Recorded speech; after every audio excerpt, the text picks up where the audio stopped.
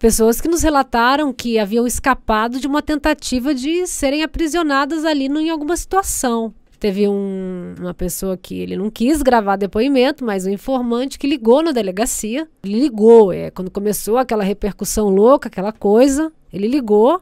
Quase uma novela que virou esse caso, né, na televisão e nas redes sociais. Ele conseguiu o telefone de lá e ligou e ele nos falou que ele começou a frequentar a igreja, a primeira igreja deles. Tinha alguma coisa de vigília, uma noite de vigília, alguma coisa assim.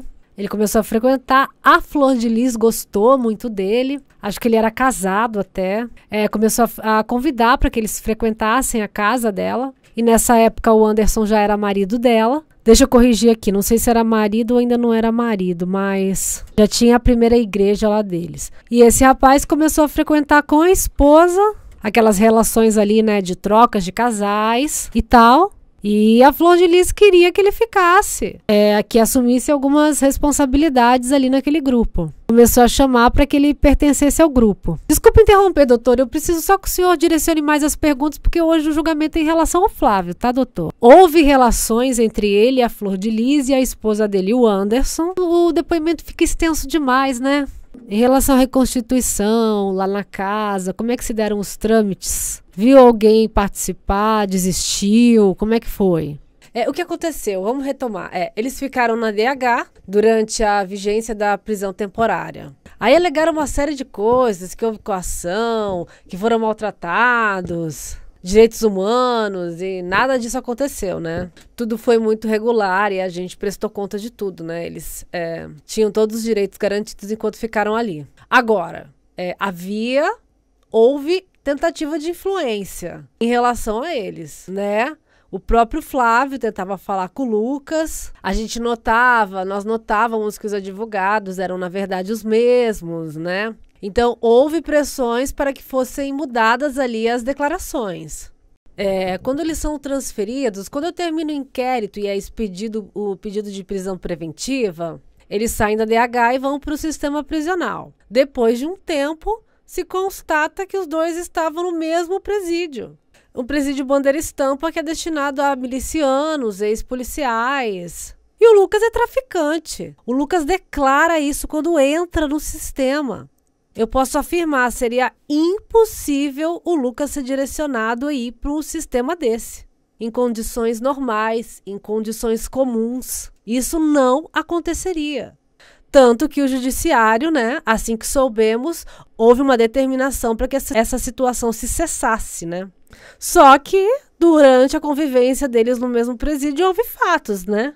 Que aconteceram para se tentar atrapalhar as investigações. Então, o Lucas, durante todo o tempo, sofreu pressão para tentar mudar depoimento e mudar a versão que já havia sido dada. E aí, a reprodução simulada é uma das coisas. Verificamos que advogados do Flávio falaram com o Lucas dentro da cadeia, enquanto ele estava lá. O Lucas que ia participar, ele mudou de advogado várias vezes, né? Que já havia um compromisso de participar da reprodução, no último momento ele desistiu. Disse que não participaria. O Flávio, nós já sabíamos que não ia participar. O Lucas, influenciado possivelmente por outras pessoas aí envolvidas no crime, né? E informação relativa à carta, como é que surgiu? Como é que foi essa situação? Como eu disse, nós fizemos a primeira busca e apreensão lá no dia 18, mas houve outras, né? Houve outras até porque no primeiro momento o telefone da deputada não pôde ser apreendido. Quando nós pudemos apreender o telefone dela, o inquérito passou por Constituição Federal, realmente se constatou que não havia relação com o mandato, o crime não tinha relação com o exercício funcional dela. Nós pudemos aprender e aí nós voltamos a casa, salvo engano, em setembro de 2019. Foi até quando nós fomos a Brasília também, aprender o telefone de outras pessoas que estavam no apartamento funcional. E aí esse telefone dela, que já não era o primeiro aparelho, era o segundo aparelho, foi apreendido. Quando nós aprendemos, nós vimos conversas de áudio e mensagens. Uma pessoa chamada Andréia, Flor de Lis, falando com a Andréia, sobre essa Andréia que falava com a Flor de Lis, uma carta que o Lucas teria feito na cadeia. E, vamos lá, deixa eu lembrar. Andréia, visitante. Essa Andréia falava com a Flor de Lis no telefone. Era visitante de um preso que estava nesse presídio Bandeira e Estampa, onde estavam o Lucas e o Flávio. Era um preso, acho que ex-policial, envolvido num crime. Marcos Siqueira, se não me engano. Andréia era esposa dele, visitante desse preso. A Andréia, segundo essa Andréia, falando com a Flor de Lis, foi uma das primeiras conversas que nós vimos. O marido dessa Andréia, que é o Marcos, que estava preso no mesmo lugar que o Lucas e o Flávio, estaria conversando muito com eles e com o Lucas e aí viu que o Lucas era um bom garoto, que o Lucas não queria mentir. Era assim, a conversa era assim, o Lucas não queria mentir, queria contar a verdade.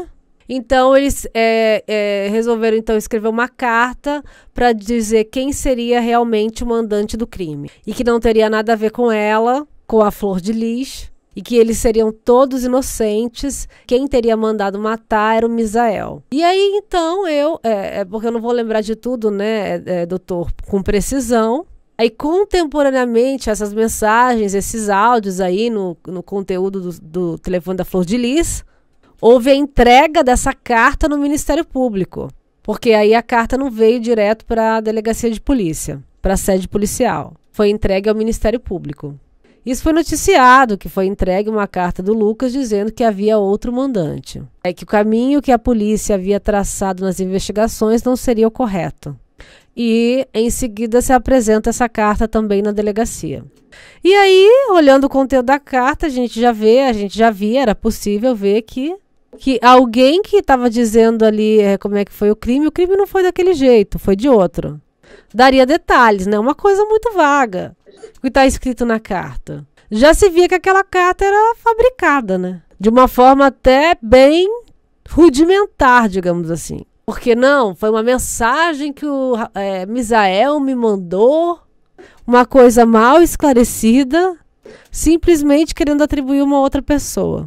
Então já se via que pelo conteúdo não poderia ser um relato fidedigno da produção do crime, da reprodução de um crime, senão haveria detalhes que pudessem ser checados, né?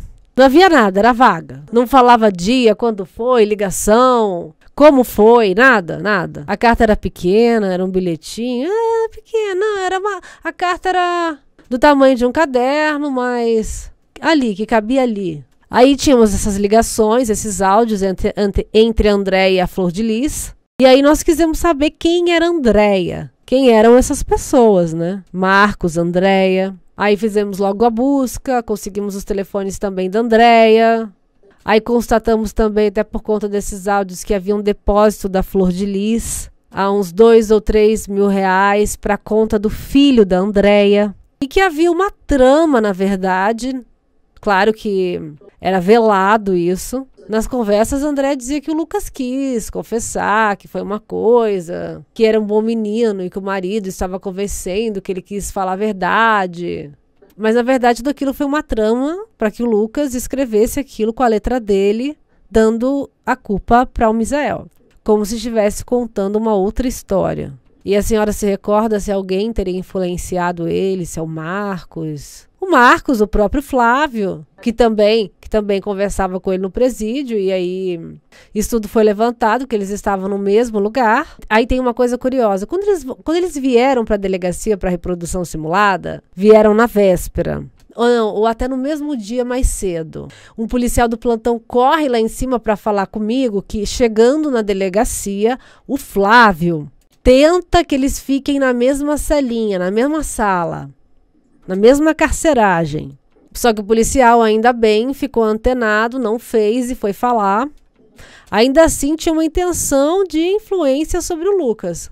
Isso dentro da delegacia, chegando na delegacia. Às vésperas, ali, horas antes da reprodução simulada. Houve uma tentativa de que eles ficassem juntos ali em algum ambiente. Claro que isso não aconteceu, né? Voltando para a primeira diligência que vocês fizeram para a apreensão do celular no dia 18, vocês notaram alguma coisa na casa pouco usual, no jardim? Bom, na primeira busca, não sei se foi na primeira, bom, na segunda, não me lembro, mas em alguma das buscas, nós até aceleramos a saída da delegacia porque nós soubemos que havia uma fogueira dentro de casa. Apuramos que eles queimavam coisas, só que no terreno de fora da casa, porque a casa era toda circundada por terrenos, né? Então, eles costumavam queimar mais do lado de fora. Dessa vez era dentro de casa. O incêndio estava sendo feito dentro de casa. E aí, os peritos coletaram já o material, tudo em cinza, quando nós chegamos. Não foi possível saber do que se tratava exatamente, já do que havia sido queimado, mas foi algo que chamou atenção porque não era costume que se queimassem coisas, objetos, papéis dentro de casa. E o incêndio era dentro de casa, lá dentro da casa, dentro do muro deles. Então entra a doutora Fernanda, outra promotora do Ministério Público. Boa tarde, doutora Bárbara. A carta redigida, né? Ela foi redigida pelo Lucas e copiada. Como é que foi essa dinâmica? Então, o Lucas nos fala depois que essa carta entrou na cadeia pela Andréia, né? Essa amiga da Flor de Lis, escrita, segundo o Lucas, pela própria Flor de Lis, para que ele copiasse. A Andréia entrega para o marido entrega para o Flávio entrega, então, né, para o Lucas, convencendo a copiar naqueles termos ali com a letra dele. Ele disse que teria sido destruída a carta que entrou de fora da cadeia. A original estaria ali redigida e assinada pela Flor de Lis? Redigida, disse o Lucas. E quem destruiu essa carta original? Segundo o Lucas, foi o Flávio, certo? E essa carta era atribuída à autoria do crime a quem? Como mandante ao Misael. O Misael, em algum momento, ele chegou a ser um desafeto da Flor de Lis? Não, depois... qual é o papel? Depois de quê? Depois de que a investigação se direcionou... Mas depois do crime. Depois do crime. E depois do depoimento do Misael. Porque, na verdade, a investigação se direcionou à Flor de Lis como investigada depois do depoimento do Misael. Do Daniel, que a gente falou aqui. Na primeira medida de busca, depois que a gente achou a arma, a advogada me chama e me diz que o Misael teria algo a revelar. A gente ouve o Misael até na 76DP, porque ele não quis entrar na DH, por conta da imprensa e tal. Aí ele revela a mensagem que teriam enviado para o Lucas, querendo contratar para matar a vítima, e da qual até o próprio pastor, a vítima, teria tido conhecimento. Então, né, o Misael revela isso. Ele revela que chegou até a pegar no telefone da vítima logo após o crime e pediu para pegar até para poder fotografar essa mensagem. Chegou até a fotografar com o telefone dele e depois devolveu o telefone da vítima para lá. Certo, então é o Misael a pessoa que traz esse primeiro print de mensagens, que há uma combinação para a morte do pastor. Exatamente. Que teria vindo da cabeça da Flor de Lis ou de alguém ligado à Flor de Lis. O Misael fala isso, e por isso que eu posso não estar sendo preciso, porque o Misael fala isso, e depois desse depoimento, o Lucas realmente diz que confirma tudo isso. Não me lembro se o Lucas já havia confirmado essa mensagem ou se o Lucas havia já dito antes. Mas acredito que não, acredito que o Lucas havia dito depois, porque o Misael foi ouvido no dia seguinte. Porque 16 é o crime, 17 prisão do Flávio, e aí o Misael 2 dias depois. Misael foi ouvido no dia 18. Então é bem possível que o Lucas tenha confirmado essa mensagem depois do depoimento do Misael no dia 18. Certo? Se atribuía a autoria do crime ao Misael e se dava algum motivo? Não lembro, doutora, não lembro. Certo. Não lembro se dava, não. Então, foi através da captura do celular da deputada que estava em Brasília que se descobriu a leitura desses prints. Essas conversas de mensagens com a Andréia. Não, na verdade, o celular dela estava aqui no Rio. Ela estava aqui no Rio. Ela estava na casa, em Niterói. A equipe, foi no mesmo dia que a equipe foi a Brasília, mas nós fomos a Niterói. Ela estava na casa e nós apreendemos esse celular dela. A senhora sabe responder se ela estava obtendo informações privilegiadas a respeito de datas de busca e apreensão? Então, nesse dia, eu estava em Brasília. Então, quando a equipe apreendeu o celular, havia um aviso prévio de um advogado sobre o mandado de busca e apreensão, que haveria. certo? Não os locais, mas assim, que estava para ser. Havia sido expedido. E havia algum plano para destruir a carreira da senhora? A Andréia fala com a Flor de Lis textualmente que com a revelação desta carta, eles destruiriam minha carreira. Então, realmente, houve uma menção, uma revelação pessoal, né, a minha pessoa. E com essas palavras. Agora, se havia realmente uma intenção real em relação a isso, lamentável, mas eu não posso afirmar. Mas houve essa conversa. Mas a Flor de Lis não responde. Eu tenho que ser justa. A Flor de Lis não faz comentários sobre isso. Quem fala é a Andréia. E chegando, doutora, em Brasília, a senhora começa a ter um contato ali com a dinâmica de Brasília. A senhora conseguiu apurar se dentre os filhos de Flor de Lis, a senhora conseguiu apurar se dentre os filhos havia gente nomeada no gabinete dela? Tinha gente nomeada no gabinete dela, sim, doutora. Não me lembro quem, mas tinha. Acho que até o próprio Flávio, não lembro, tinha alguma função ali. Aí o que nós vimos com essa ratificando que o exercício do mandato dela possa ter mudado, precisões, definindo, né? É que nós descobrimos que o Luciano, que na verdade era o chefe de gabinete, que a vítima não teve nenhuma função formal ali no gabinete. Ele articulava tudo. Mas nós descobrimos que ele dizia para ela, para Flor de Lis, como que ela tinha que sentar no plenário, na Câmara, como que ela tinha que falar, para quem que ela tinha que olhar, se ela tinha que sentar do lado de alguém, como é que ela se comportaria, pormenores assim. Então ele mandava em tudo. Mas ele estava fora e não tinha nenhuma função formal. O Luciano, enfim, que era um outro pastor e que foi colocado pelo próprio Anderson, todas as pessoas eram colocadas pelo Anderson, assumiu essa função. Se não me engano, quando a gente recuperou, salvo engano, quando nós recuperamos os arquivos do pastor, que estavam armazenados em nuvem, nós vimos conversas em fevereiro, se não me engano, de 2019, logo depois da assunção lá do início do mandato, entre o pastor e esse Luciano, que virou chefe de gabinete da Flor de Lis. O pastor dizendo algumas coisas que estava descontente com as coisas que estavam sendo definidas sem o consentimento dele. Então nós descobrimos que o pastor, né, a vítima, começou a ser excluída de algumas decisões que estavam sendo tomadas lá em relação ao mandato e em relação às questões do gabinete. Sim, e ainda é dentro do gabinete. A senhora apurou ali se eles passavam parte do salário deles para o pastor e para a Flor de Lis? Sim, houve na análise do telefone do pastor, em tudo aquilo que foi apurado ali, sim. Sim, havia sim a prática de rachadinhas, sim. E o Flávio, ele trabalhava, ele tinha renda própria ou ele dependia financeiramente da Flor de Lis? Não, ele dependia financeiramente da Flor de Lis, só podia ser, né?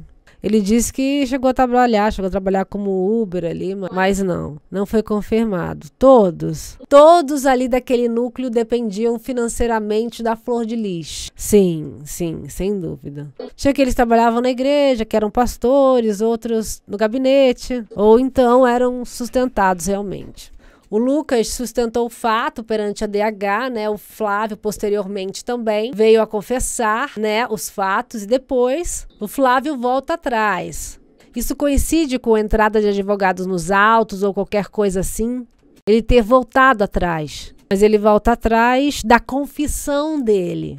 Não, doutor, eu só me lembro de alegações que a confissão teria sido feita sob alegação. Não aconteceu porque eu estava presente. Isso não houve, eu falei Flávio várias outras vezes. Então, para mim, não houve depoimento voltando atrás, dizendo outro fato. Não houve. Houve só advogados dizendo que ele teria confessado sobre... A senhora se lembra se o Lucas confessou qual motivo que o Flávio queria comprar essa arma? Seria para acabar com o sofrimento da mãe? Ah, sim.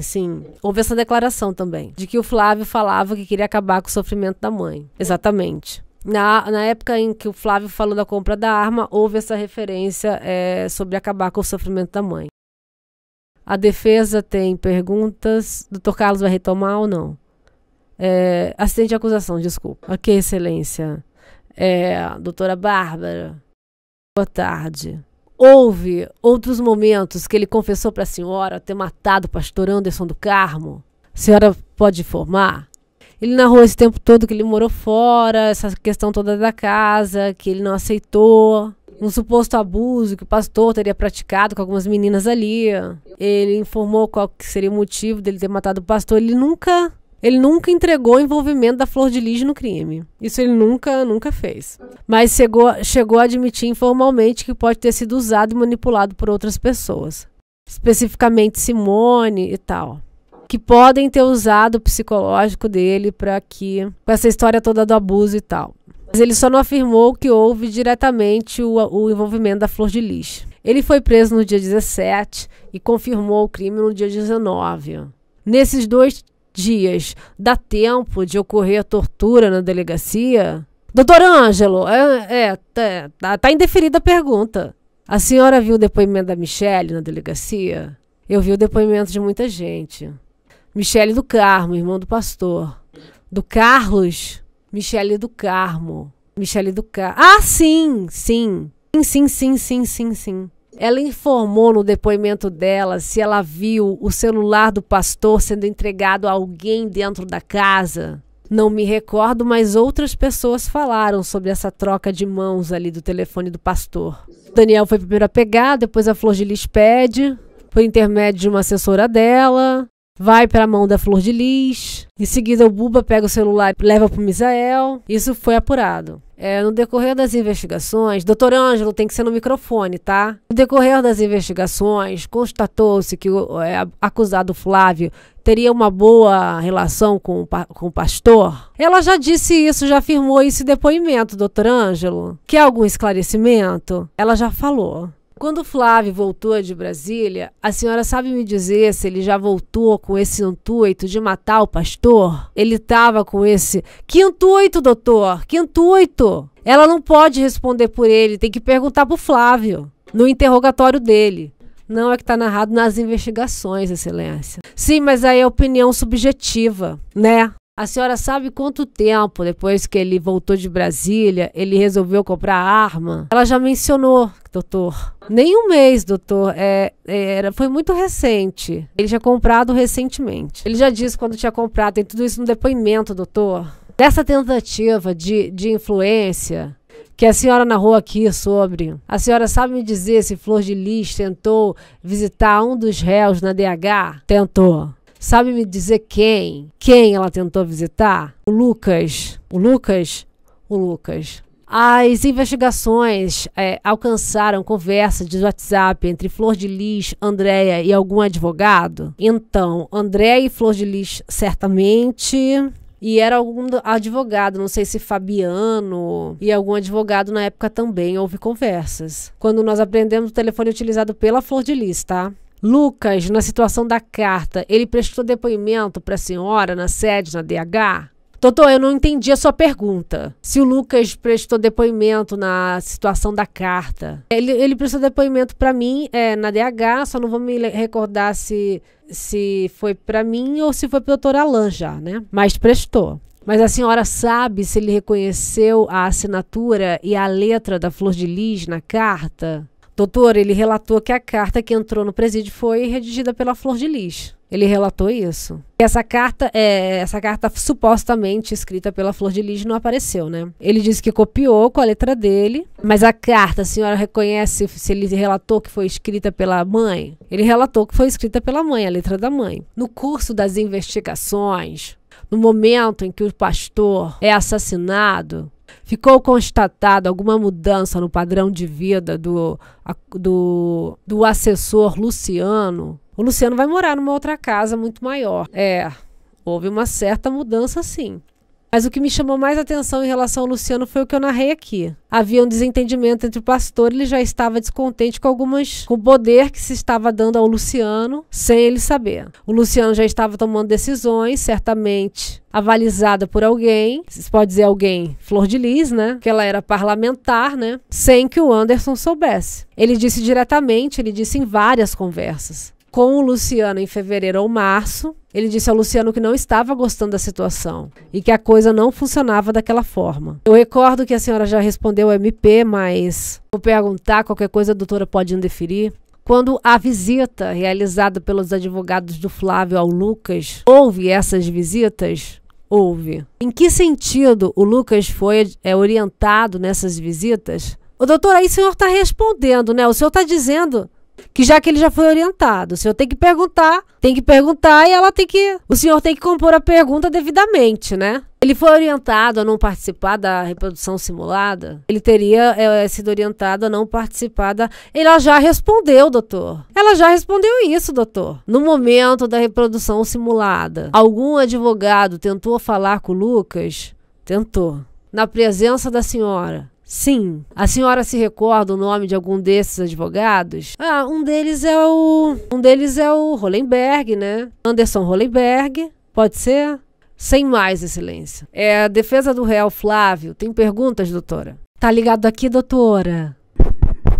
Boa tarde, doutora. Doutora Bárbara. Meu nome é Renata. Vim pra cá fazer umas perguntas. Eu sou fanzoca do seu trabalho. Eu acho mó barato essas mulheres poderosas assim. Doutora, eu queria só que a senhora me respondesse assim uma perguntinha, tá? A senhora disse que a senhora acompanhou... Não, primeiro a senhora falou 2 vezes. Tá morrendo de frio, né, cara? Então, e aí ele falou 2 vezes com a senhora e com outro investigador, ou ele falou só com a senhora? E com o investigador juntos? Todo mundo junto? Não, eu conversei com o Flávio várias vezes, né? Tá. E parece que ele foi preso dia 17. E ele teria confessado dia 19. Confessou, foi rápido. E nessa confissão ele teria falado dos abusos. Isso. Ele fala que tipo de abuso que foi, doutora? Ou ele fala assim, tava com raiva do... Isso. Que ele tinha ouvido falar. Entendi. Eu não me lembro, doutora, porque ele fala o nome de 2 meninas específico. Tinham 2 meninas específicas que ele fala o nome. Tinham 2 meninas. Exato, tinha alguém mais direcionado. Entendi. Tá. Aí ele ficou com raiva, com ódio. Aí na hora que ele viu o pastor ali, ele teria descido atrás do Lucas. Aí quando ele viu a vítima, lembrou-se e aí resolveu matar o pastor. Pra terminar, eu prometo que eu vou terminar. A senhora investigou bastante a vida, né? Anderson, a vítima. A senhora disse que ele organizava, né, a vida da Flor de Lis toda e tal. Se ele era o cara que tinha dinheiro, que organizava o dinheiro. Tipo assim, era o caixinha eletrônico.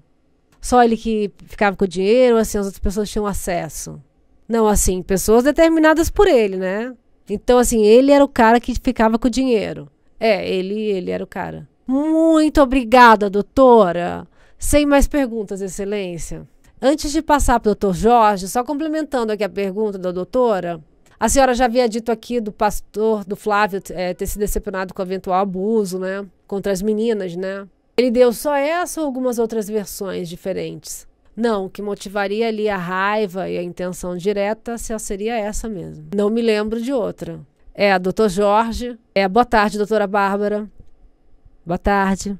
Como é o procedimento de vocês lá na delegacia quando uma pessoa tem mandado de prisão? Não há indício, não há nenhuma investigação sobre ela, não há mandado de prisão? Como é que é? Vocês entram no local, vocês prendem as pessoas? Vocês entram lá, levam na delegacia, já encaminham para o presídio, como é que é? Não, em situação ordinária, doutor, nós encaminhamos assim que possível, se à noite, por exemplo, vai ter que ir no dia seguinte. Nós fazemos a transferência para o sistema prisional. E o Lucas, a senhora falou aqui que ele tinha um mandado de prisão. Por que ele permaneceu lá? Qual foi o fundamento? Porque eu acredito que até naquele momento, em tese, não havia nenhum indício da participação dele nesse crime. Ou já havia algum indício? Não, nós descobrimos muito rápido, né? Como eu disse, provavelmente depois do depoimento do Misael, o Lucas acabou dizendo... esse depoimento do Misael, que tinha sido, houve uma tentativa de cooptá-lo para matar a vítima. Aí ele passou a ser investigado, havia a história da arma também. Nós no dia seguinte já encontramos a arma. Aí houve pedido de prisão temporária. E aí eu entendi que os 2 deveriam ficar, porque era isso. Eles não tinham condição de... o Lucas, certamente, todo o tempo uma tentativa de manipulá-lo, né? Vou esclarecer esse ponto depois, tá? Os advogados, eles não tinham condições, ninguém estava com defensoria pública na época. Então a decisão não era deles. Então, eu requeri que eles ficassem na delegacia, até porque a gente precisava deles o tempo todo. Que ouvisse, o Lucas deu várias declarações, né?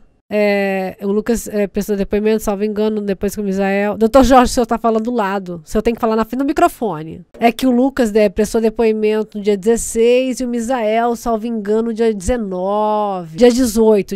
É porque foi de madrugada. Então seriam 2 dias ele permanecer em tese... Ele permaneceu 2 dias lá sem ter nenhum indício, nada da participação dele, né? Qual seria a finalidade disso? Dessa permanência dele lá dentro? Mas ele já tinha falado do Flávio para nós, ele já tinha dado uma informação sobre o Flávio. Aí quando o Flávio foi preso, já era bom para ele, já era conveniente para a investigação que o Lucas estivesse preso também. Até para que se esclarecesse alguma contradição. Se saísse de lá, eu teria que certamente ficar requerendo que eles voltassem para serem ouvidos várias vezes. Então, houve requerimento, inclusive, no juízo, né? Tanto o Lucas quanto o Flávio foram autorizados que eles permanecessem na delegacia. Certo. Quando surgiu efetivamente, então, o indício da participação do Lucas? Foi depois do depoimento do Misael? Ou quando o Flávio falou alguma coisa?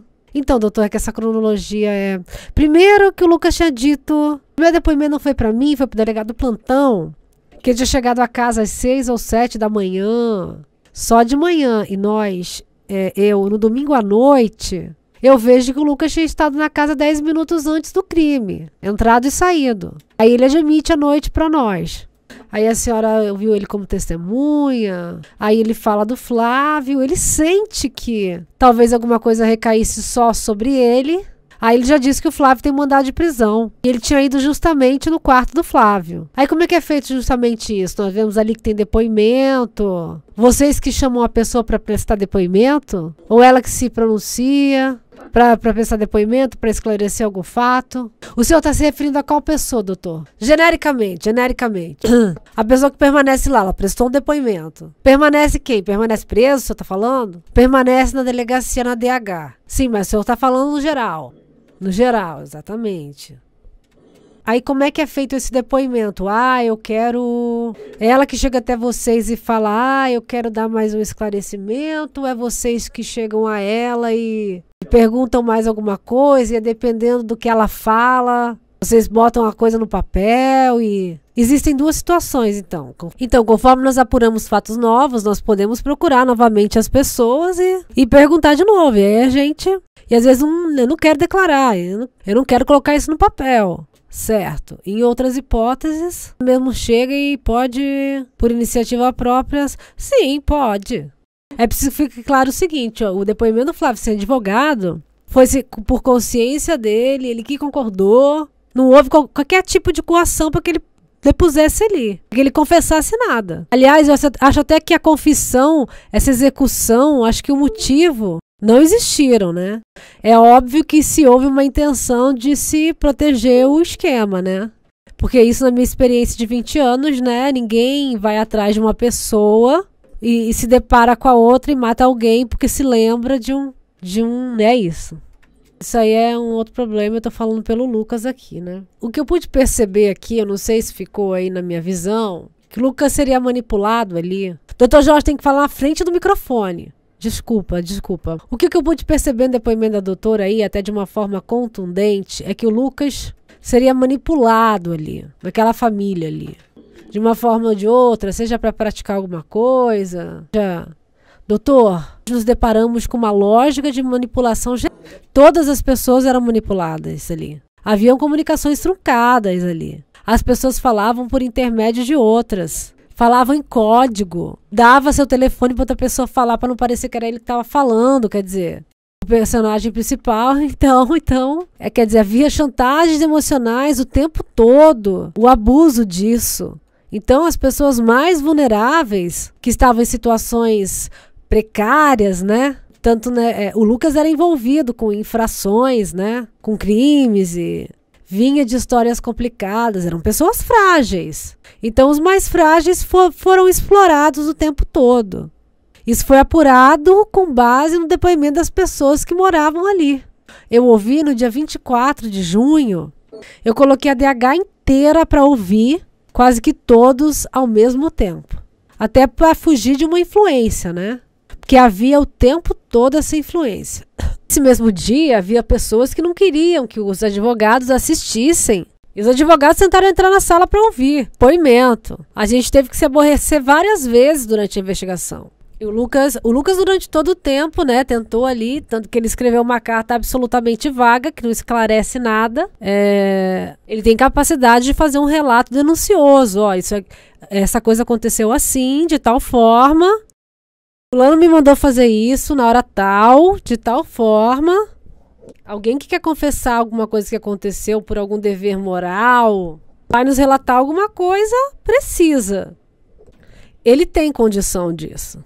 Ele teria condição de escrever aquela carta ou alguém manipulou ele, suflou ele? Não, isso foi constatado inclusive por declarações dele e juntamente com as outras provas de que houve um planejamento para que essa carta fosse escrita. Mas não é que não houvesse condições dele fazer. Ficou provado que houve interferência de outras pessoas para que essa carta fosse escrita. Agora o que eu estou dizendo é que não é verdade isso tudo. Não poderia ser verdade o conteúdo, porque, assim, se nós não soubéssemos de nada, tá? Se nós olhássemos o conteúdo daquela carta, aquilo não narrava um crime. Aquilo não narrava nada. Era assim, o Misael mandou ligando para mim não sei quando. É só para esclarecer como é que surgiu ali o negócio do Misael na investigação e tal. Então, vamos lá, olha. Em janeiro de 2020, eu fui exonerada da minha função de delegada titular da Delegacia de Homicídios. Eu não havia concluído a investigação. Do Flávio e do Lucas já, né? E nós estamos falando aqui do Flávio e do Lucas. Em momento algum, doutora, eu havia dito a alguém que o inquérito da segunda parte estava concluída. Na minha cabeça, isso não estava concluído. Tem que perguntar pro doutor Alain, doutor Jorge. Mas não por causa da carta, tá? Não por causa da carta. Isso poderia estar numa compreensão maior de nós como investigadores. Poderia ter mais informação, inclusive ao crime ou outros crimes, mas eu não estava mais presidindo a investigação, né? Eu falo especificamente em relação ao Misael. Então, para sanar qualquer dúvida, ela já falou que o senhor tem que perguntar para o doutor Alain, então está respondida a pergunta. Mas é que eu queria esclarecer também. Mas ela já respondeu, doutor Jorge. De novo, doutor Jorge. Eu só queria saber se houve participação dele ou não. Doutor, eu não vou dizer se houve possibilidade ou não, porque, de novo, vou dizer, eu fui retirada no meio da investigação. Então, eu não posso dizer se houve possibilidade ou não. Eu não tinha feito ainda, nem vou dizer, senhor, se estaria ou não. Agora, para quem concluiu a investigação aí, o doutor Alain, talvez tenha uma ideia melhor de porquê ou do que foi ali avaliado. Há um depoimento de áudio e vídeo do Lucas e do Flávio em conjunto, onde várias vezes volta e pergunta e relatos. O que foi relatado ali pelo Flávio e pelo Lucas é verdade ou não? Como assim, doutor? Foi falado ali naquele depoimento. Aquilo lá se comprovou exatamente o que foi falado ali por eles naquele depoimento ali ou não? Nós colocamos por conta de contradições, né? Possivelmente relacionadas à compra da arma. Olha só, o depoimento filmado ele mostra várias coisas, né? Expressões que as pessoas fazem, finalidade da compra da arma, se isso foi questionado várias vezes, relacionado à compra da arma, entendeu? Isso tudo foi esclarecido? Sim, eu disse isso aqui, que nós confirmamos até trajeto do carro que foi lá, a comunidade onde foi comprada a arma, aquela arma foi comprada naquela ocasião, daquela maneira, isso foi confirmado. Então, nesse depoimento foi confirmado de uma maneira incisiva, né, o fato relacionado à compra da arma no que se refere ao Lucas. O que foi dito ali é realidade, não é realidade? Ou a senhora não se recorda? Doutor, qual a pergunta, doutor? Pergunta o Ministério Público. Provavelmente nós perguntamos qual teria sido o motivo da compra da arma, é isso? Isso. Olha, eu não me lembro o que ele falou, mas houve menção em relação a acabar com o sofrimento da mãe. Houve menção de que o Flávio teria falado sobre isso. Agora, o Lucas não diz exatamente que ele tivesse conhecimento, não. Agora, certamente foi através do contato dele, que era o Daniel, para que a arma fosse comprada. Ele entra na casa 15 minutos antes da vítima chegar e sai. Voltando nessa questão, então, do dia do crime. a execução do crime foi uma oportunidade que surgiu naquele dia? Ou era para que o crime ocorresse naquele dia? Não, havia uma trama para que o crime ocorresse naquele dia. Naquele dia. Não, havia, na verdade, uma intenção de matar há mais tempo. Não, o que eu falo é o seguinte. Mas aquele dia foi planejado, foi. Não, o que eu falo é o seguinte. Já tem intenção de matar. Tentativas, inclusive, né? Aí eu não sei que dia vai acontecer. Naquele dia surge a oportunidade e se aproveita disso, é isso? Não, houve um plano. Houve comunicações no telefone, mas para a morte nesse dia? Para que o crime fosse executado nesse dia? Sim, a vítima sai. Eles tinham um carro blindado naquele dia, eles saíram no carro que não era blindado. Fala que poderia ser um latrocínio. Pessoas chaves não estavam na casa. Comunicação da Marzi, ela não estava, né, até na delegacia, mas vi quando foi feita a denúncia que houve uma comunicação da ex-deputada com a Marzi e provavelmente da Marzi com o Flávio, não sei se isso foi constatado, mas houve uma comunicação provavelmente de madrugada da Marzi com o Flávio para que se dessem posições de que eles estavam chegando à casa. A Marzi, que é uma das personagens diretamente envolvida, não estava na casa, a Simone não estava. Era planejado, doutor. Então tá bom, muito obrigada. Doutora, só mais umas perguntas aqui para esclarecimento dos jurados. Foram solicitadas quebras de sigilo telefônico do Flávio e do Lucas para dias próximos ao fato? Foram. Quando a polícia chegou na casa, deu para perceber que os demais estavam interpretando uma dor ou deu para entender que eles já sabiam do fato? Como é uma pergunta dos jurados, eu estou fazendo, tá? Se as defesas quiserem... Vamos lá. Uma impressão da senhora quando da entrada na casa. Eu só entrei na casa, né, depois de um outro dia, né? 2 dias depois. A primeira equipe sentiu uma comoção em relação ao Lucas entrar, né? Que já havia pessoas ali discordando, né? Assim, o que ficou claro, constatado, digamos assim, sobre a impressão da primeira equipe... que não teria sido um latrocínio, que teria sido cometido ali por pessoas dali. Envolvida por pessoas daquele núcleo familiar ali. Foi constatado como uma impressão da primeira equipe que esteve lá. E nós vimos ali essas pequenas contradições no que estava sendo falado para a imprensa, especialmente num exagero de emoção. E nós não víamos isso quando as pessoas eram ouvidas na delegacia. E quando as histórias foram acontecendo, isso não se encaixou. Enquanto o Lucas estava sendo pressionado a escrever uma carta, surgiu outra carta? Não. O Lucas escreveu ou não a carta? O Lucas não foi o autor da carta, o Lucas copiou a carta. Vamos tirar essa dúvida dos jurados, eu queria só que a senhora esclarecesse essa dúvida, né, a dinâmica.